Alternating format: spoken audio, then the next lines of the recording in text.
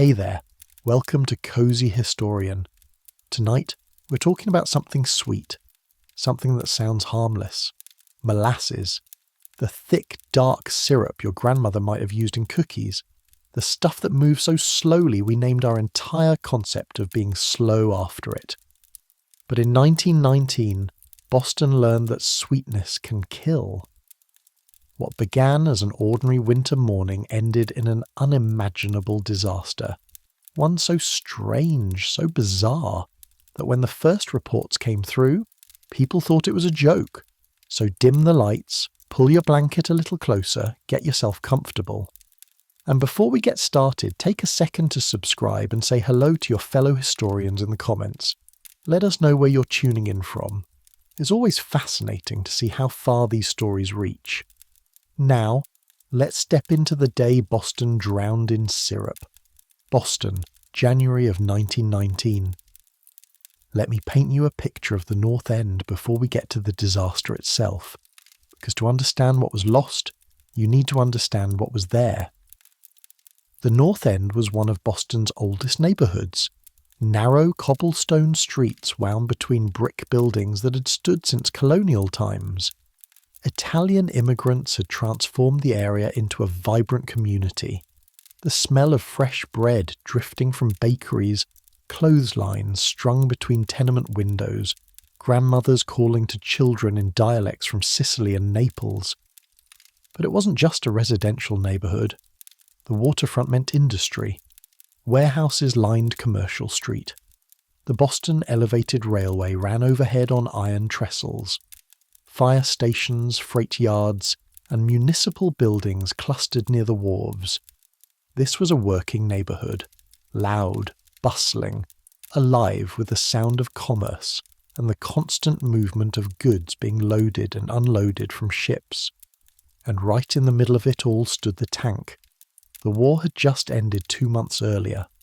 The streets were alive with optimism. Soldiers returning home, parades marching through neighbourhoods, and factories roaring back to life. The world had survived the Great War, and industry was booming again. But the North End had been living in the shadow of that tank for 4 years, and some people had been quietly terrified the entire time. The molasses tank belonged to the Purity Distilling Company, a subsidiary of United States Industrial Alcohol, one of the biggest players in the industry. And when I say big, I mean enormous. About 90 feet across, 50 feet tall, a steel cylinder that could hold more than 2 million gallons of molasses. To give you a sense of scale, if you stood at the base and looked up, it was like looking up at a 5-story building. Except this building was round, made of riveted steel plates, and filled with millions of pounds of thick, dark syrup. The company had rushed to build it back in 1915, at the height of World War I. Molasses wasn't just for baking, it was a key ingredient in producing industrial alcohol, which was then distilled into everything from liquor to munitions. The war created unprecedented demand, and United States Industrial Alcohol wanted to capitalize on it as quickly as possible. So the tank went up fast, too fast. The man overseeing construction was Arthur Gell. Not an engineer, but the company's treasurer. He had no formal training in structural engineering, no background in metallurgy or stress calculations. He was a numbers man put in charge of a massive industrial project. The design itself was flawed from the beginning. The steel plates were too thin, containing insufficient manganese, making them brittle. The rivets holding the plates together were inadequate for the immense pressure. And here's the truly shocking part. The tank was never properly tested before it was filled. No stress tests, no hydrostatic pressure testing, no engineer signing off on the safety of the structure. They just built it, painted it, and started pumping molasses into it. Workers complained from day one. The tank groaned and creaked when it was filled. They could hear the metal straining like the hull of a ship under stress, and worse, it leaked, constantly. Isaac Gonzalez, one of the local residents, later testified that molasses dripped down the sides of the tank in warm weather, forming sticky brown rivers along Commercial Street. Children would collect the syrup in pails. Families joked about free dessert. Everyone in the neighbourhood knew the tank leaked, and everyone assumed someone in charge knew what they were doing. But the company didn't fix the leaks. They couldn't shut down the tank. That would mean lost profits. Instead, they did something almost comically negligent. They painted the entire tank brown. Dark reddish brown, the colour of molasses itself, so the leaks wouldn't be visible from the street. Out of sight, out of mind. Local firefighters and residents had raised concerns about the tank. There were worries, complaints, conversations about the danger it posed to the neighbourhood. But the company faced no regulations forcing them to act, no mandatory safety inspections, no oversight. And so the tank kept filling, and the neighbourhood kept worrying, and the company kept profiting. By January of 1919, the tank had been standing for 4 years. 4 years of groaning metal, of leaking seams, of residents walking past it every day, wondering if today would be the day it finally gave way. But on the morning of January 15th, the tank wasn't just full. It was loaded with a fresh shipment of molasses that had arrived days earlier from the Caribbean. Warm molasses, pumped into a tank that already held colder syrup from previous shipments. Inside that massive steel cylinder, something was happening. Thermal expansion from the temperature difference created pressure. The warm molasses mixing with the cold may have triggered fermentation, building up gases. The metal strained. It was a bomb disguised as dessert. And around 12:30 in the afternoon on a mild winter day, that bomb finally exploded. It was unusually warm for January in Boston. The temperature had climbed into the 40s, what Bostonians call a January thaw. The kind of day where people shed their heavy coats and enjoy a brief reprieve from winter. Commercial Street was busy. Teamsters drove horse-drawn wagons loaded with freight. Workers from the nearby Boston Elevated Railway Maintenance Yard chatted during their lunch break. Firemen from Engine 31 were outside their station, enjoying the mild weather. The Clofferty family lived on Copp's Hill Terrace, just across from the tank. Inside were Bridget Clofferty, her sons Martin and Stephen, and Martin's sister Teresa. In the freight shed next to the tank, workers were processing shipments. Teamsters had parked their wagons nearby, their horses standing patiently in their harnesses. Above it all, the elevated railway tracks carried trains through the neighbourhood every few minutes. Below, children played. Life moved forward. And then the air itself seemed to crack. The sound came first. Witnesses described it differently, but they all agreed it was massive.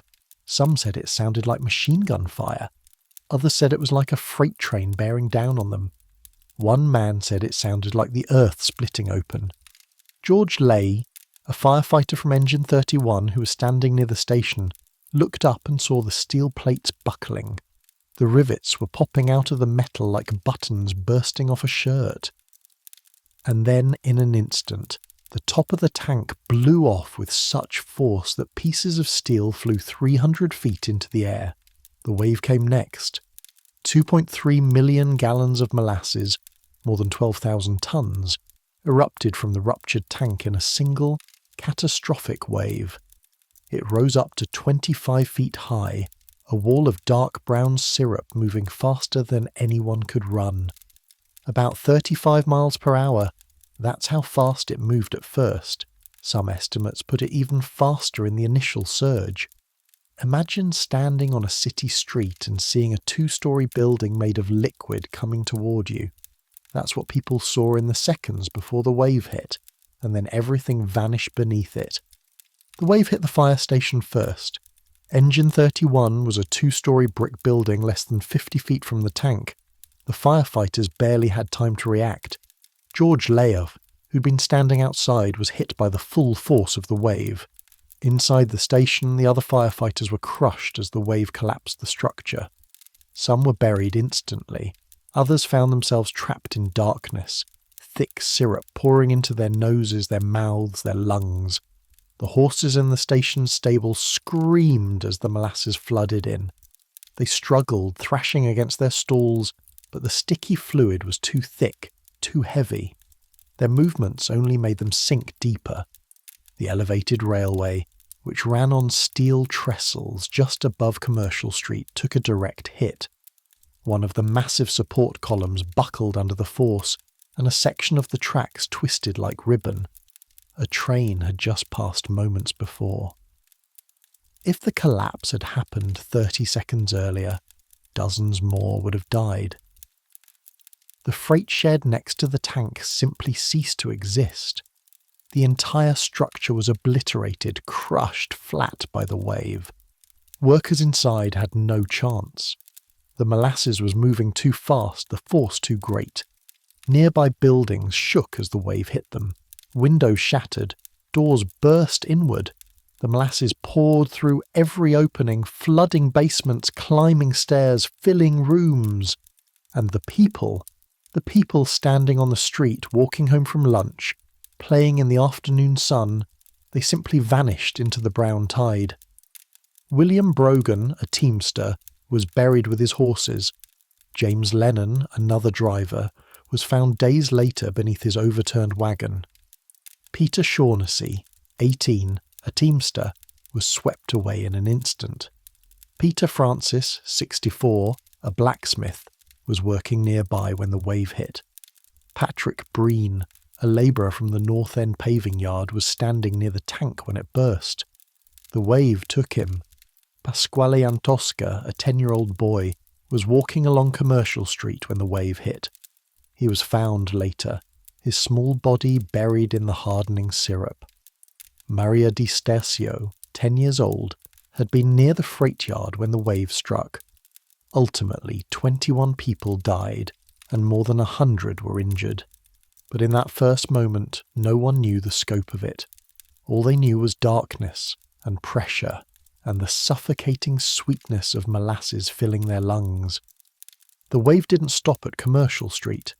It kept moving. Molasses is about 40% denser than water, which means it carries more force, and unlike water, which splashes and disperses, molasses clings, it grabs, it holds. The wave spread outward in a fan shape following the slope of the streets. It poured down toward the waterfront into basements through doorways. It moved slower now, not 35 miles per hour, but still fast enough that people couldn't outrun it if they were already caught in its pull. The Boston Harbor at the end of Commercial Street turned dark brown as millions of gallons of molasses poured into it. Boats bobbed in the thick syrup. Piers were coated. The smell, sweet and cloying, spread across the waterfront. Within minutes, the first responders arrived. Police officers, firefighters from other stations, workers from nearby businesses. They stood at the edge of the disaster zone and stared. It looked like the aftermath of a bombing, wreckage everywhere, twisted metal, shattered wood, collapsed buildings. But instead of rubble and dust, everything was coated in thick, dark molasses. And the smell. That's what everyone remembered. The overwhelming sweetness, so intense it made people nauseous. One officer later said it was like standing inside a candy factory that had exploded. But worse than the smell was the sound. Moaning, crying, screaming. People trapped in the molasses begging for help. The firefighters tried to wade in, but the molasses was too thick. It was like walking through wet concrete. Every step was a struggle. Their boots stuck. Their legs sank. The syrup pulled at them, and it was cold. The January air had started to cool the molasses almost immediately, and as it cooled, it thickened. What had been a flowing liquid was now becoming a sticky, semi-solid mass. People trapped in it were sinking deeper. Lieutenant Commander H.J. Copeland of the USS Nantucket, docked nearby, immediately ordered his sailors to help. Navy personnel poured into the disaster zone with ropes, ladders, anything that could help pull people out. But pulling someone out of molasses isn't like pulling them out of water. The syrup clings. It creates suction. Rescuers had to dig, to pry, to physically excavate victims from the thick sludge. Some of the injured were walking wounded. People who'd been on the edges of the wave, who'd been knocked down but managed to get up. They stumbled through the streets, covered head to toe in brown syrup, coughing and retching. Others were trapped in collapsed buildings, buried under debris and molasses. Their cries were muffled, hard to locate. Rescuers had to listen carefully, trying to pinpoint where the sounds were coming from, then dig through wreckage covered in sticky syrup. And some were already gone. Bodies lay beneath the molasses, invisible. It would be days before they were all recovered. The fire station was a complete loss. Firefighters dug, frantically searching for their colleagues. George Leigh was fatally injured when the station collapsed. The horses were the worst. There were dozens of them. Cart horses, work horses, animals that had been on the street or in nearby stables. Most were dead, drowned in the molasses or killed by the force of the wave, but some were still alive, still struggling, still screaming. Rescuers tried to save them, but it was impossible. The horses were too heavy, too panicked, too deeply buried. The kindest thing was to end their suffering. Police officers moved through the disaster zone with guns, putting down the animals that couldn't be saved. The sound of gunshots echoed through the north end for hours. By evening, the scope of the disaster was becoming clear. 21 confirmed dead, more than 150 injured, entire buildings destroyed, the Boston Elevated Railway damaged, millions of gallons of molasses spread across acres of Boston's waterfront, and the cleanup was going to be a nightmare. Molasses doesn't wash away easily. It's sticky, it's thick, and when it dries, it hardens. The streets of the North End were coated in a layer of dark brown syrup that was already beginning to solidify. Workers tried to shovel it, tried to sweep it. But it just smeared, spreading the mess further. Water didn't help. Pouring water on molasses just dilutes it slightly. It doesn't wash it away. The harbour stayed brown for months, the molasses mixing with seawater in a thick, sluggish soup. As night fell on January 15th, the Navy brought in floodlights. Rescuers worked through the darkness, still searching for survivors, still digging through wreckage. The smell intensified as the temperature dropped. The molasses was hardening, trapping everything beneath it. Bodies that hadn't been recovered yet were being sealed under a layer of cooling syrup. Families gathered at the edges of the disaster zone searching for missing loved ones. Martin Cloferty learned his mother, Bridget, had been killed. His brother Stephen later died from trauma-related complications. The hospitals were overwhelmed. Boston City Hospital received dozens of injured, all covered in molasses, many with broken bones, crushed limbs, internal injuries. The doctors had never seen anything like it. How do you treat someone who's inhaled molasses, whose lungs are coated in syrup? They did what they could. They cleaned the victims, treated the injuries, tried to save the ones who were still clinging to life. But by morning, the death toll would rise. Some of the injured wouldn't make it through the night. Chapter 7. The investigation begins. Even before the cleanup was finished, the question started. How did this happen? Why did the tank burst? Who was responsible? The Purity Distilling Company immediately claimed it wasn't their fault. In a statement released the next day, they suggested that anarchists had planted a bomb. After all, there had been labour unrest in Boston. Strikes. Protests. Maybe someone had sabotaged the tank. It was a ridiculous theory, and most people knew it. But it was enough to muddy the waters, to delay the investigation, to shift blame away from the company.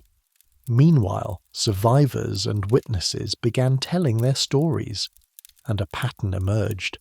The tank had been poorly built. Everyone in the neighbourhood knew it leaked. there had been complaints, warnings, concerns raised for years, and nothing had been done. Arthur Gell, the treasurer who'd overseen the tank's construction, testified that he'd never been worried about safety. The tank had held molasses for 4 years, hadn't it? That proved it was sound, but engineers who examined the wreckage told a different story. The steel plates were too thin, the rivets were inadequate, the tank had never been properly tested, and the manganese content of the steel was too low, making it brittle, especially in cold weather. This wasn't sabotage. This was negligence. The case went to trial, one of the longest and most complex legal proceedings in Massachusetts history at the time. It lasted more than 3 years. The court appointed an auditor, Hugh W. Ogden, to conduct a thorough investigation. He interviewed hundreds of witnesses. He examined the wreckage. He consulted with engineers, metallurgists, and structural experts. His conclusion was damning. The tank had been poorly designed, poorly built, and poorly maintained. The company had ignored warnings. They'd cut corners to save money. They'd prioritised profits over safety.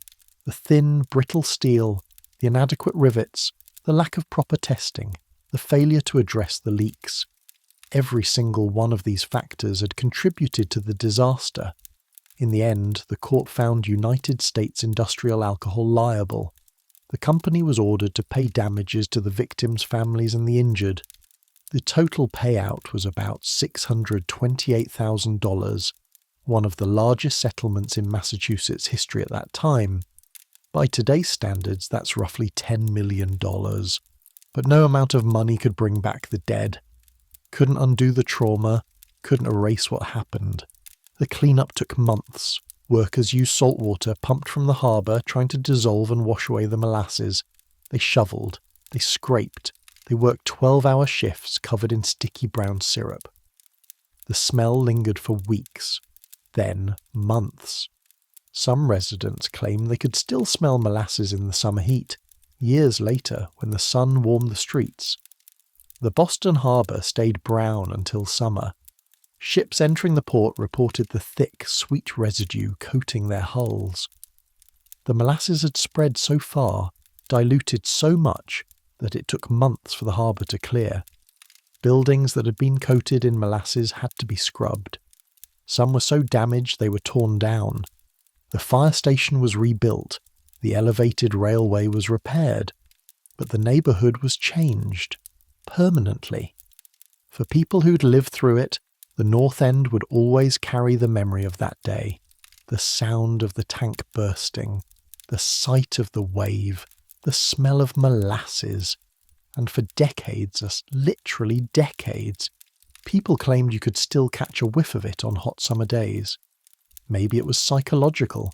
Maybe traces of molasses really did remain in the soil, in the cracks between cobblestones, in the foundations of buildings. Or maybe it was just memory, the way trauma leaves a scent. The molasses disaster led to significant changes in Massachusetts law. Building codes were updated.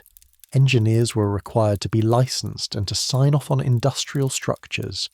Safety inspections became mandatory. These weren't revolutionary changes, but they mattered. They made it harder for companies to build dangerous structures. They created accountability. Other cities and states followed Massachusetts' example. The disaster became a case study in engineering schools, a warning about what happens when you prioritize speed and profit over safety. But the most important change was legal, the concept of corporate liability. Before the molasses disaster, it was difficult to hold companies accountable for negligence. Corporations were treated as separate from the individuals who ran them. If a company's actions hurt people, it was hard to prove that the company itself, not just individual employees, was responsible. The molasses case changed that. The court ruled that United States Industrial Alcohol as a corporation was liable for the disaster. The company itself bore responsibility. This set a precedent. Corporations could no longer hide behind the actions of individual employees. If a company's policies, decisions, or negligence caused harm, the company could be held accountable. It was a landmark decision, one that echoed through decades of legal history. Here's something fascinating and horrible. The physics of the molasses flood made it deadlier than it should have been. Molasses is what's called a non-Newtonian fluid. Its viscosity, its thickness, changes depending on how much force is applied to it. When the tank burst, the molasses was moving fast under enormous pressure. In that state, it flowed more easily, more like water than syrup. That's why it could move at 35 miles per hour. That's why it could knock down buildings. But as soon as it stopped moving, as soon as the force decreased, it thickened, became sticky again, clung to everything it touched. So victims who were knocked down by the wave found themselves trapped in syrup that was getting thicker by the minute. And as the January air cooled the molasses, it hardened further. It was like being trapped in cement that was setting. Rescuers trying to dig people out had to work against the suction, the stickiness, the sheer weight of it. Molasses is denser than water, heavier, harder to move, and it gets into everything: lungs, nose, mouth, eyes. When someone is drowning in molasses, they can't clear their airways the way they could in water. The syrup clings, suffocates. Doctors who treated the survivors noted that many had symptoms similar to chemical burns. The sugar in the molasses, combined with the force of the wave, had abraded their skin. It was a perfect storm of physics, chemistry, and bad engineering. Here's what bothers me about disasters like this. We always say we've learned. We pass laws, we create regulations, we promise it'll never happen again, and then it does. In 1919, the idea that a company could build a dangerous structure without oversight seemed absurd only after 21 people died. Before, it was just how things were done. Industry moved fast. Regulations were minimal. The molasses disaster changed that. Massachusetts passed stricter building codes. Other states followed. Engineers had to be licensed. Structures inspected. But regulations only work if they're enforced, and they're only enforced if people demand it. Over time, the memory fades. The regulations remain on the books, but the urgency behind them disappears. Then other disasters happen. The Triangle Shirtwaist Fire, the Coconut Grove nightclub, each one a reminder that cutting corners, ignoring warnings, prioritizing profit over safety, these things have consequences. But the pattern repeats, because the people who make the decisions rarely face the consequences. The executives at United States Industrial Alcohol didn't live in the North End. They didn't walk past that leaking tank every day. Their children weren't playing in the shadow of danger, and when the tank burst, they weren't the ones who drowned. The trial established that companies can be held liable. That was progress. But liability after the fact doesn't bring back the dead, doesn't untraumatize children who watch their neighbours drown. The real lesson is prevention. Building things safely the first time, not because you're legally required to, but because people's lives depend on it. But that requires a culture of responsibility, not just rules, and we're still struggling with that, more than a century later. Today, if you visit Boston's North End, you can find a plaque commemorating the disaster. It's in Langone Park, near the waterfront, roughly where the tank once stood. The plaque is small. You could walk past it without noticing. Most people do. It reads, "On January 15, 1919, a molasses tank at 529 Commercial Street exploded under pressure, killing 21 people. A 40-foot wave of molasses buckled the elevated railroad tracks, crushed buildings, and inundated the neighbourhood. Structural defects in the tank combined with unseasonably warm temperatures contributed to the disaster. That's it. 60 words to summarise a catastrophe that killed 21 people and changed an entire neighbourhood. but maybe that's appropriate. Plaques and monuments can only do so much. They mark a place, they acknowledge an event, but they can't capture the full weight of what happened. For that, you need the stories. You need to know about Maria D'Estasio, aged 10, running from a wave of molasses, about Martin Cloworty coming home from work to find his family dead, about the horses screaming in the flood, about the firefighters buried in their own station. You need to understand that this wasn't some abstract tragedy. It was specific, personal, individual. 21 people with names, families, lives, 150 injured, hundreds more traumatized. And you need to understand that it was preventable. That's what haunts me about this story. Every death, every injury, every moment of horror, all of it could have been avoided if the company had just built the tank properly, if they'd hired real engineers, if they tested it before filling it, if they'd listened to the warnings. The disaster wasn't an accident. It was the inevitable result of negligence. Langon Park itself is pleasant enough. There's a playground where children play, benches where people sit and watch the harbour. It's peaceful. But if you know the history, if you know what happened there, it's hard to ignore. You stand there on a hot summer day and you imagine the smell of molasses rising from the ground. You picture the street as it was in 1919, narrow and cobblestoned, filled with horses and wagons. You imagine a massive steel tank groaning and leaking, standing where you're standing now. And you imagine the moment it burst, the sound, the wave, the chaos. Local law says you can still find traces of molasses in the soil if you dig deep enough. I don't know if that's true. It might be urban legend. But it doesn't really matter. The molasses is there regardless, in the history of the place, in the stories passed down, in the memory of what happened. And maybe that's the real monument. Not a plaque in a park, but the fact that people still tell the story. That more than a century later, we're still talking about the day Boston drowned in syrup. Because some things don't wash away, they stick. The Boston molasses disaster changed things, but not dramatically. There was no immediate revolution in industrial safety, no sudden awakening of corporate conscience. What happened was slower. Building codes were updated, engineering standards revised, insurance companies required safety inspections. Change happened in increments, in the slow accumulation of rules that eventually became normal. But the North End changed faster. The waterfront became less industrial. The elevated railway was torn down and replaced. The neighbourhood shifted. The disaster left its mark, psychological, cultural, historical.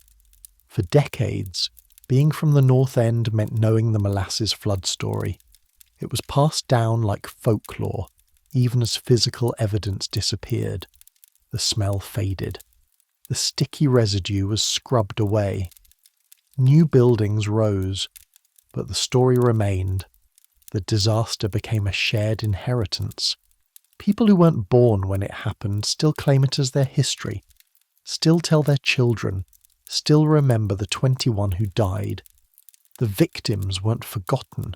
Their stories were preserved not in marble or bronze, but in memory. Because monuments are easy to ignore, but stories demand attention. Stories require you to engage, to imagine, to understand. The story survives because people keep telling it, because writers write about it, because teachers teach it, because families pass it down. Maybe it survives as a warning, a reminder that progress without responsibility is dangerous, that the decisions we make, the corners we cut, the warnings we ignore have consequences. The molasses doesn't wash away, it sticks. Maybe that's the point.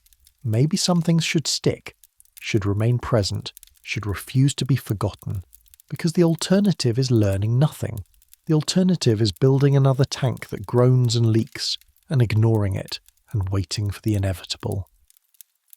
The North End is peaceful now. Langone Park is lovely on summer days. Children play where others once drowned. Life continues. Cities rebuild. Tragedies become history, and history becomes story, and story becomes lesson. But beneath the park, beneath the soil, traces of molasses still remain. Dark and heavy, sweet and suffocating, a reminder of what happened when negligence met catastrophe. The molasses is still there, in the ground, in the history, in the memory, sticky and persistent and impossible to ignore, if you know where to look.